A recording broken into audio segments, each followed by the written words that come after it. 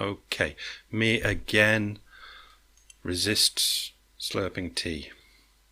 What I wanted to say was about the brain and how me being an external input can work for you. That sounds pompous. It can work for you. It could work for you. And for the people that know the mystic stuff, what I will say is the Lisa thing, which is if I ask you to pass me the salt at the table, you'll just probably pass me the salt. That's it. There's no, it was an external input to you, please pass the salt.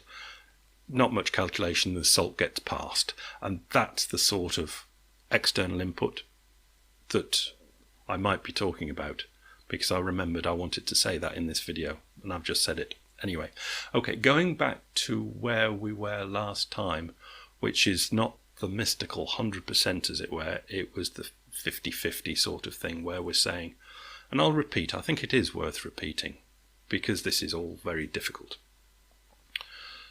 that I could say things, say it like, which way round is it? You come up with ideas, thoughts, feelings and emotions, and the brain is then aware of those thoughts and feelings. Yeah, I could say it that way, being in the 50-50 position, but it doesn't sound right to the way we've been brought up and the way our language works. So I've swapped it round to the brain comes up with ideas, thoughts, feelings and emotions, and we are aware of them. As in, if you do any sort of, just as an example, I'm going to use the word meditation, but don't worry about it. If you're doing meditation and you're just trying to clear your mind, a thought pops up, like, why the hell am I doing this? But as soon as it's why the hell, you're aware of why the hell has popped up as a thought.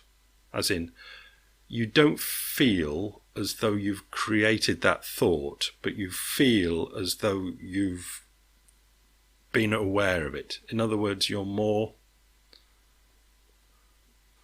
identifying with the awareness as opposed to the thought that pops up, or even a feeling or an emotion that pops up.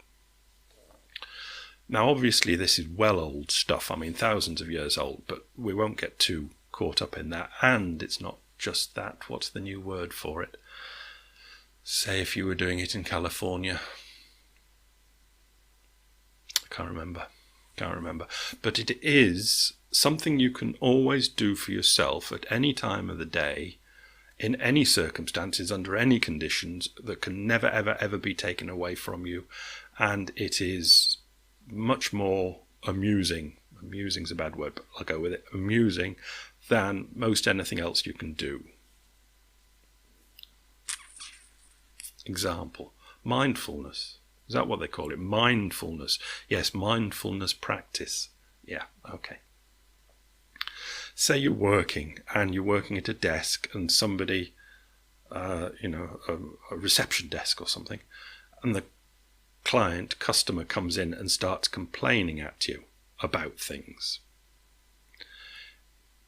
Should I use mindfulness? You've probably got baggage about that word, but I'll use it anyway because it's the modern word. It's better than using old religious ones. So you can be mindful of you sitting there, your thoughts arising, going, oh heck, I can see what's going to happen here, as the customer strides across. You can see a strider when you see one, and you can see yourself go humpity bump in the chest. You think this is going to be heavy, but you say, I'm going to keep mindfulness going here. So you keep mindfulness going, and let's say she starts on it, giving it this, and you watch yourself, watching her, and watching yourself, and watching your thoughts arise, watching your feelings and emotions all coming and going, and watching your words come out, and watching your reactions and this reaction, and you can do it. It's bloody hard to do. If you got that far, it'd take probably a couple of years to be able to do that sort of thing. It's a long process. It takes a while. But it can never be taken away from you. It is something you can always do. So, dull imaginative people will say, well, I prefer to play Happy Ducks on my computer or go on holiday. Yeah, okay, cool. But I'm just saying there's something that everybody can do, whatever condition they're in, wherever they are. Okay. It's not just fun. It's just fun. So I'll tell you a problem that arises with this, because I've been there, is that because you're being the awareness, as it were, and you're slightly separating yourself, or you feel separated, or you feel more identified with the awareness and less identified with your thoughts and feelings, that emotions that are coming up and words that are being said. What happens is, and this is most unfortunate, and it takes an awful lot of getting over, and will stop most people doing it because it's an encumbrance to say the least, is that when you see yourself getting annoyed, let's say, there's something in the awareness that triggers, and it shows that the whole system's kind of what we're labeling is wrong on it. What happens is that the awareness just makes you laugh. You just can't. The awareness finds you getting upset hilariously funny. Now, I've done a bit of reading into this, and it seems that this is just what happens. This is kind of universal, obviously. Not all things are universal, but it's as universal as things get. And it's a problem, because if you're getting angry with the customer and you're giving it large, the awareness will just make you laugh. And that won't be good for business. But it'll always happen. But it's very, very interesting, because it really grinds the question of, well, who's who in this game and what's going on, that the awareness one can just make this one break down and laugh. And it will consistently do it when it gets all silly. And it's as though the awareness has a absolutely wondrous awareness again of what is silly and what is not silly. And getting angry is invariably found as silly to the awareness. Anyway, so this video is to reintroduce, because I think I've talked about it before, email from Richard come in, right out. You can do it. It's fun for all the family. And it doesn't cost anything, and you can do it anywhere, at any time. And it's just marvellous fun. It really is.